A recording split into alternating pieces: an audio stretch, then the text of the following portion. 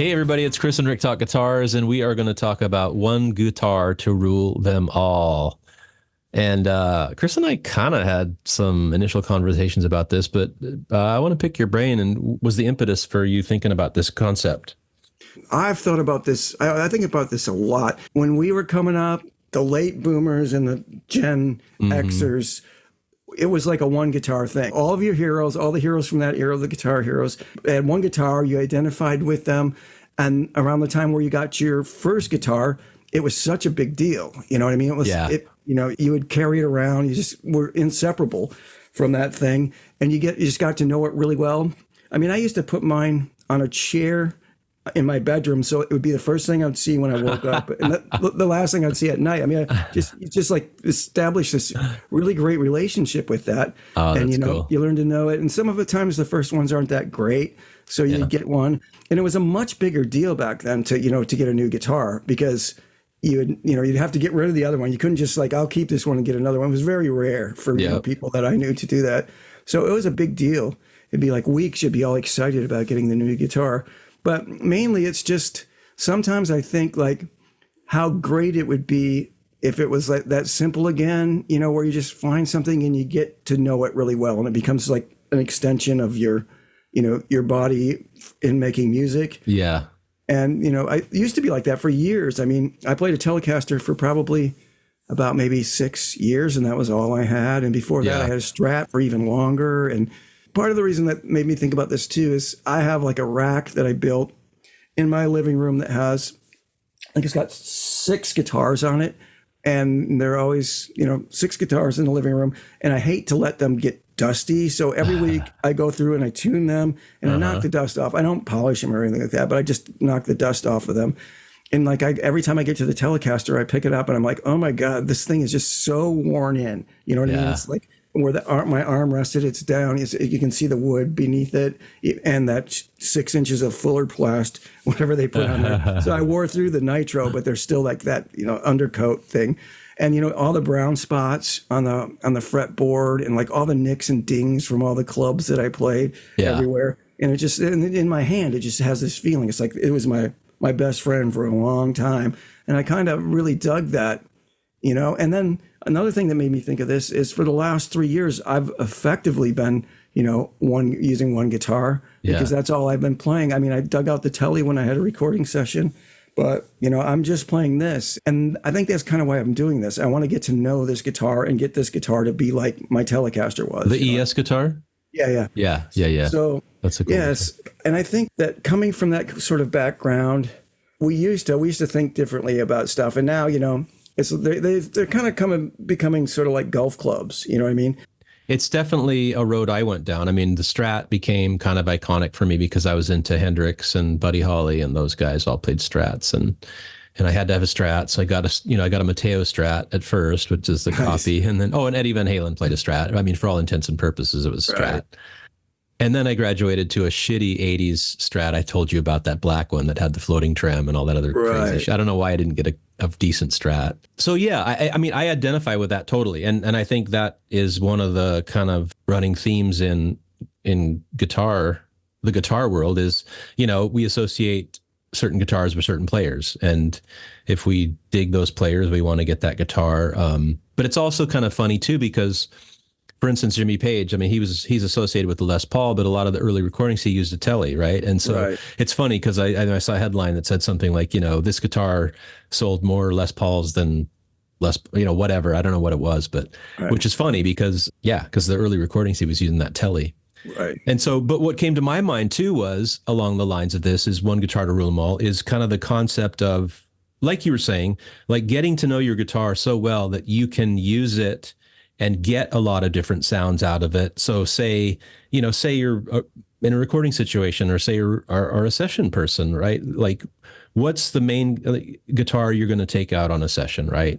That where you could get the most versatility from that piece of gear, if you could only bring one guitar. And I think that's kind of an interesting concept. And I mean, that Tom Bukovac cat that you and I both dig, I think he mentioned ES335 as his like Swiss Army knife of guitars. Like if he had to bring one guitar to a session, because he can get different sounds out of it. But it also made me think about when you and I were growing up in the 70s, when people were modding their guitars, putting push-pull pots, little micro switches, preamps, all this other stuff in these guitars, which is cool because, maybe some person just they love this guitar, but they want it to do everything, right? And so, but I get a kick out of that because to me, it's like, I really value now as I've gotten older is trying to really get in touch with the guitar I'm playing and figure out how to get the most out of that guitar. And I think that's valuable. We've talked about it before, but I think it's so crucial that, if you've got one guitar, especially for players that can't afford to have a bunch of guitars, right.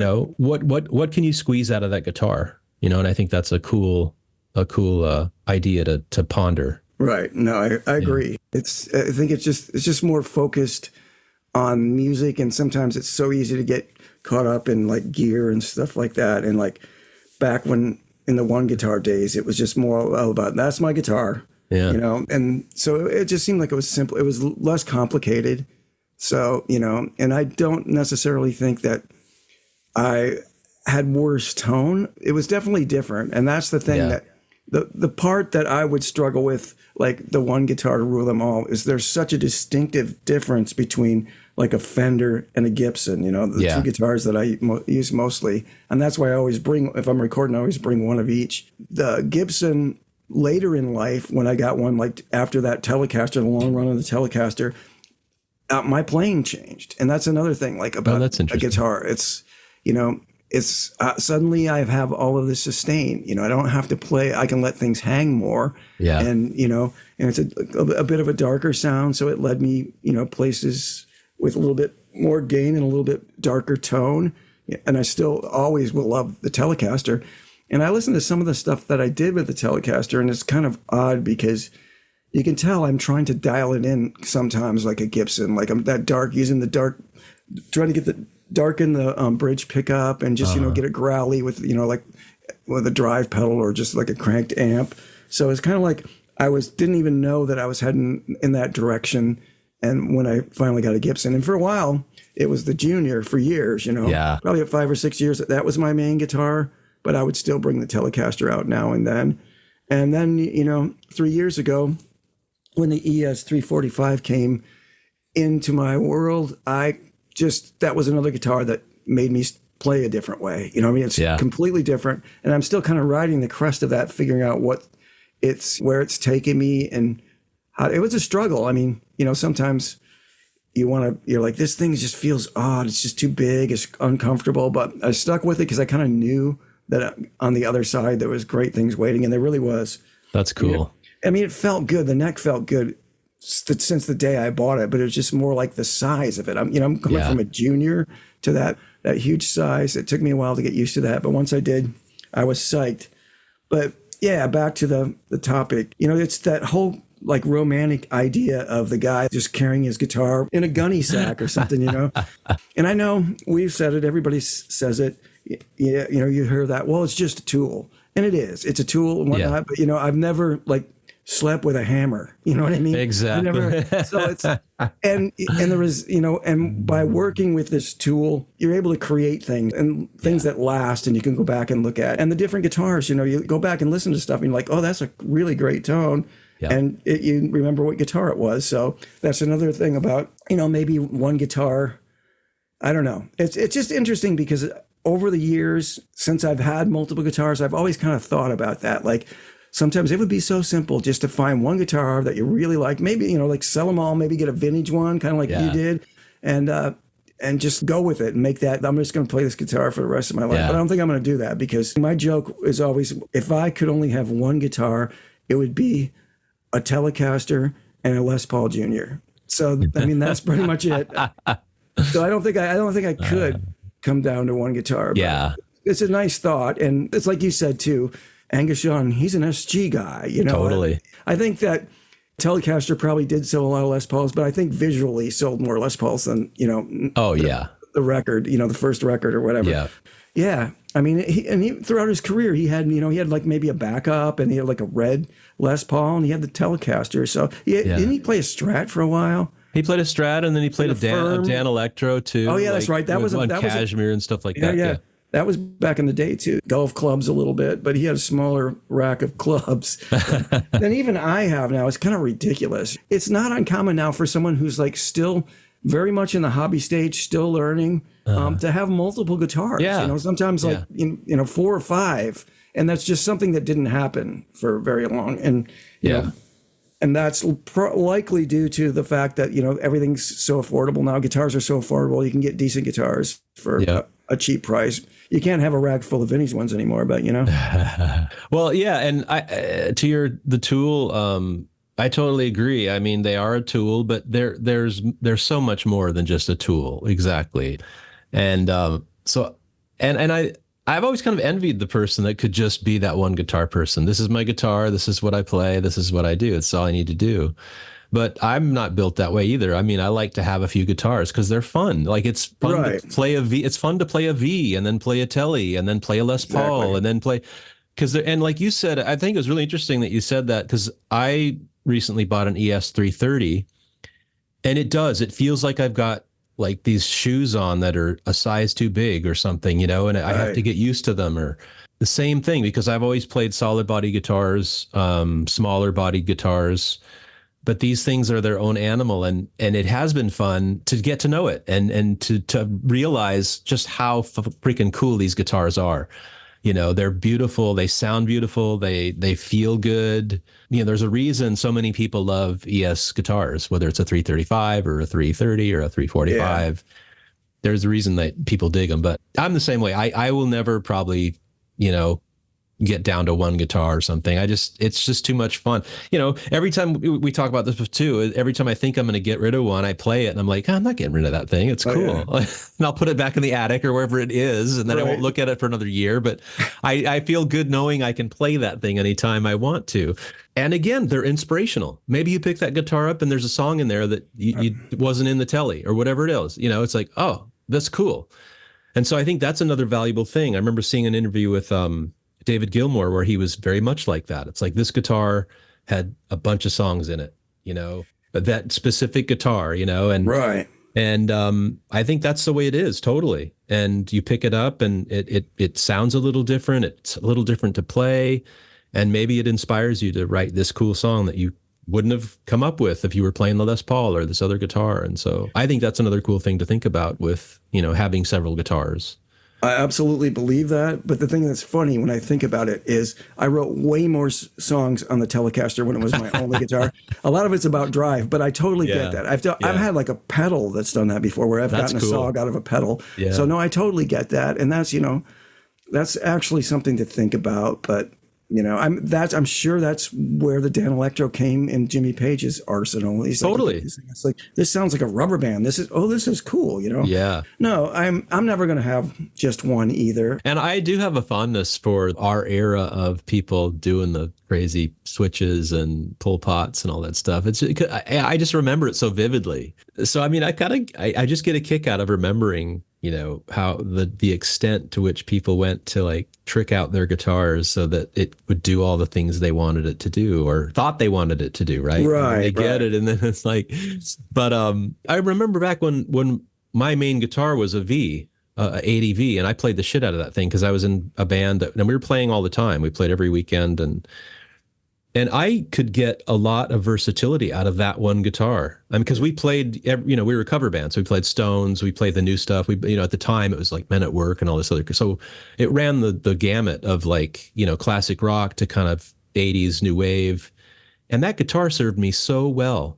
And it was, you know, it's humbuckers, 2 pickups. I just remember feeling like I could get any sound out of that guitar that I needed at the time. So that's kind of a neat thing too. Once you do become really familiar with the guitar that you've had for a long time, you kind of have this confidence where it's like, oh yeah, I think I can get pretty much any sound I want out of this damn thing, you know, not to a degree, but I mean, it was really versatile, and I you know, it served me well during those years. And going back to that, I remember that too, that big, like you got to have a preamp, you got to have like, you know, an extra pickup or something. You got to trick it out so you can have all this versatility. And it's yeah, I'm glad those days are gone because it's it was just, I mean, we have other things to be distracted with, so I guess it doesn't really matter.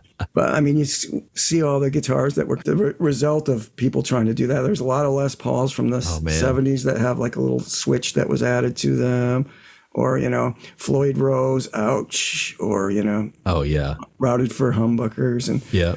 Yeah. yeah, people just tried to get, I mean, and that whole time, I just remember Guitar Player was being marketed to by, you know, the Swiss Army is a rig, you know, a top 40 band, you got to get all these different sounds. And I've always appreciated someone with one good sound. Good tone is good tone and makes the songs listenable and enjoyable to me. Yeah. Anyway. I agree. I think every time I saw bands like that, yeah, I appreciated a person that was just doing it all with one rig that wasn't, you know, the Swiss Army tricked out stuff. But yeah, I that's what came to my mind when that topic came up, is just kind of the versatility of a given guitar. Or like you said, I like your concept of just, you know, really familiarizing yourself with the gear and trying to get the most out of it. But I think that's another interesting thing though along these lines is how deceptive sometimes it can be when, you know, some artist plays a certain guitar in a recording and then it gets let out into the world and people assume it was a certain piece of gear and it really wasn't. And I dig that, you know. I mean, I think we've talked about Michael Schenker like playing through small amps in some recordings and stuff, and it just sounds huge. So I kind of dig that whole concept too of like, you know, the misconceptions some people have about what kind of gear people played on certain recordings, and I kind of get a kick out of that.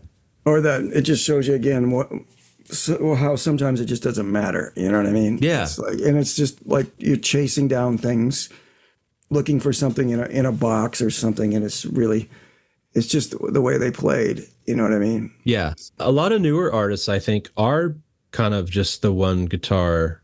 At least the bands I've seen seem to be like, you know, they play a Jazzmaster and that's their guitar, or they play a Strat and that's their guitar, or a Tele, you know, which is kind of cool. Like a lot of the younger artists I've seen are just playing, you know, Fender gear or maybe a Gibson, but they seem to be like content with just like one guitar and that's their sound, which I think is cool. Yeah, it is cool. It's like the identity thing is huge, and it always was in the back of time. So who knows? Like some of these people, they might have a whole rack of guitars. They probably do. You know what I mean? But there's that one that's like, it's an important part of your image too. You know? So you find something that feels good to you and looks good, and that just becomes part of, you know, what you are. So there's probably some of that. One of the things I sometimes miss from my younger days is getting a bond with a certain instrument that it's never out of your sight. Another thing too is interesting is cheap guitars, like you and I always love to talk about, is I had that Yamaha, whatever it was, I don't know, 550. I told you about it. It's double cut, 3 pickup. But I played the hell out of that thing too. And I got a lot of versatility out of that cheap guitar. I was just drawn to it. I don't know why, you know, but so that's another interesting thing, is just like having a cheap gear and having it work for you. And I always get a kick out of that too, because it's like, hey, if you can find some gear that's not very expensive, but sounds good, and you can make something out of it, then that's a bonus. For me, it was out of a necessity at first, but then I grew to appreciate it probably from that. While everybody else was really drooling over Les Pauls and Stratocasters, I was looking at like the Lead series, or, you know, something like that, or the Juniors and the you know, Melody Makers, the big brands, but they're kind of budget line, because that was closer to what I could get. Yeah. And so I think to this day, you know, I have a great appreciation for those things. So the Mustang was one that was kind of like something that you might have a chance to get a little easier than a Stratocaster. But yeah, I mean, my first probably 20 years maybe of playing, it was the one guitar to rue them all years, because that's all I had. I mean, there was one time when maybe I'd have another one for a while, like a completely different one, or I'd get gifted one, or somehow one would come in, but it was still, you know, I was with my main guitar. And it was so weird. Back in my Telecaster days, I was in love with the Telecaster. So and I've seen there's people like this, I know, because I was one of them. It's like, all right, go into this vintage guitar shop, pick out 5 guitars, and I'd come out with 5 Telecasters. Right? Because I was kind of into that. And you know, now since I've experienced these other guitars, it would totally be different. It's like, oh, I need a Gretsch, you know, or something I don't have, or I need a Rickenbacker. You know, I was so focused, and I don't know if that was part of being a one guitar person, but it was like, I'm a Telecaster person. That's what I want. Found out that I'm definitely more of a Gibson guy, which kind of surprised me, because I played Fenders probably for longer initially, but I got to have them both. But yeah, I don't know. If I had to have one guitar, I would probably just take that 345 and just That's play that cool. for the rest of my life. But That's I mean, kind of cool though, because it shows the your evolution as, you know what I mean? Because you were a Tele guy for so long, and that was your main guitar, and now since playing that ES guitar, you've become really fond of that guitar and playing it. And I mean, it makes me think about Beck too, because he went through a little evolution. He played a Strat for a while, and then he was playing that Oxblood Les Paul, and then he went back to a Strat. So I mean, I guess he was a Telecaster too in the yeah, in the Yardbirds. Telecaster. Yeah, Yeah. he gave it to. I think he gave that to Jimmy Page. I'm not Oh, that's sure. cool. But yeah, I mean, that is one of the cool things I think that is obvious, that is part of the guitar culture, is the good association with a certain guitar with a certain player. And it made me think about signature guitars, like I kind of have a love-hate association with signature guitars, because I think it's Yeah. cool and I understand the whole deal behind it, but I don't, I wish as much as possible the guitars were under the radar in terms of, hey, this is a so and so's guitar, right? Like, don't make it, make it as stock as possible, and or whatever. But you know what I mean? Like Right. I love your Junior. Yours is a Billy Joe Armstrong Junior, but it's fucking Right. cool. It looks like a vintage guitar, and it Right. doesn't scream. It doesn't scream signature guitar. So, but yeah, I mean, how do you feel about signature guitars? Like, Kind of the same. I don't know. If the guitar is cool, I kind of don't care. But if it is a signature guitar, I hope it's not. It's obvious. There was like 335s by I forget who there were some really good signature guitars there. I think there was a Freddie King 345, and they were cool because they looked just like the instrument. Maybe on the back of the headstock there's a signature or something like that. For all they're just. That I'm okay with. If it's something that's so obvious, the one guitar rule all that I've always been really fascinated is Joan Jett's Melody Maker that she had, because that was before that was Eric Carmen's, guitar. So that's got a Raspberry, huge history, and she had that humbucker. I know she has a signature 335, but I don't know if she had a signature Melody Maker. But I think that's she like does. again, that's the one I'll always associate her for yeah. her. Heard interviews with her where it was the same thing. It was like an extension of her body, that guitar was. It was with her for all this shit. I mean, she played a heavy 70s Les Paul in the Runaways, and then she got that. And I mean, that was her one guitar for forever. That's so cool. Yeah, I'm glad you said that. And it makes me think about Johnny Ramone too, that he consciously picked Mosrite because he wanted something different that nobody else was playing that would be associated with him. And that was the one guitar, his one guitar to rule them all too, is that white. I think he had a blue one too, but I just associate him with the white Mosrite electric. And he carried that sucker around in a fucking shopping bag, he didn't have a case, That's funny too, because and I may have said that on one of these episodes, is Lou Reed gave him shit for that too. He was at one of their early shows. They had a Buzz, and I don't know, it was one of the clubs. I don't know if CBGB's or one of the other ones, but he was at an early show, and he's like, I really like your band, but he says, you got to get a better guitar. and Johnny Ramone was like pissed. He's like, fuck that guy. Totally. But yeah, and he stuck with it. And sure, yeah, I mean, did he ever get a signature guitar? I'm sure he did. Right? I think, but Mosrite might have done something, because he played that guitar that's Johnny Ramone. I mean, he played that Mosrite guitar, so I hope he did. But yeah, when you said the Joan Jett guitar, that is a cool story, coming from the Raspberries, and then she inherited that guitar, and that's the guitar I associate with her too. And that's kind of the fun thing about one guitar to rule them all, is, you can think of a player and then just immediately think of the guitar that they're associated with. And that's kind of fun. Yeah, there's stories in guitars too. I mean, let's not forget Willie Nelson. I mean, he's probably got the longest one. Yeah. He's got to be up there. But yeah, there's people that just had their whole career, and that makes those guitars get so stories, like Clarence White's Telecaster, and shit like that. As famous as they are, you know what I mean? Yeah. It's pretty cool. And that's kind of what we grew up on, that kind of thing. I just assumed that, I don't know if he had more than one SG, but I'm like, Angus Young, he has an SG, he keeps it under his bed. That's what it is, And if it breaks, he'll get another one, but exactly. And that's what the world was like for me when I started. Yeah. And now it's like, I should really get a Rickenbacker. So. Well, as always, thanks for listening. We really appreciate it. And we're still proud members of the Ruinous Media Network. And you can check out our podcast on all the popular podcast platforms. I don't even know how many there are these days, but Spotify, Apple, blah, blah, blah. Check us out and keep listening, and reach out to us. We love to interact with listeners, and and hear what you have to say. And what do you got to say, Chris? Go buy a bunch of guitars. All right.